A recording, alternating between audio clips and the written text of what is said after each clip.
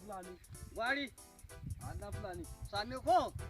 Gwari na she kazo da ma itashen naku ne gegin. Dan fulani ka san mu gwari ba za a raba mu da jeji ba. Gaskiya ne. A to. Dan fulani me faru?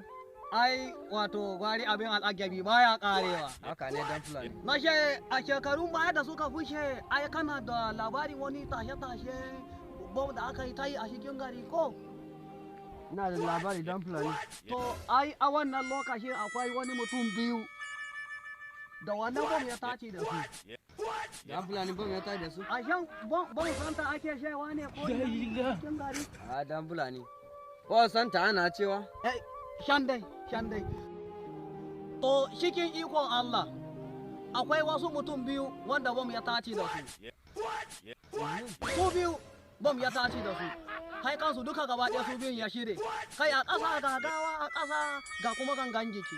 An kasa gane wannan ne kan na wannan gangan jiki ko kuma wannan ne na wannan gangan jiki. Kai biyu gangan jiki biyu.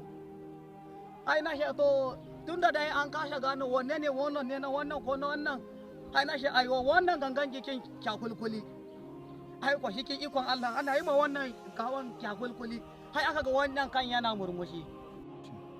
To wannan murmushi da wannan kai ake yi kina ya nuna shaiwa wannan gawan da aka sha kulkula ne.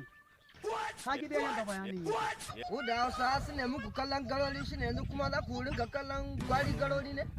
Da ne muke da ku? A ina ya ka ga wannan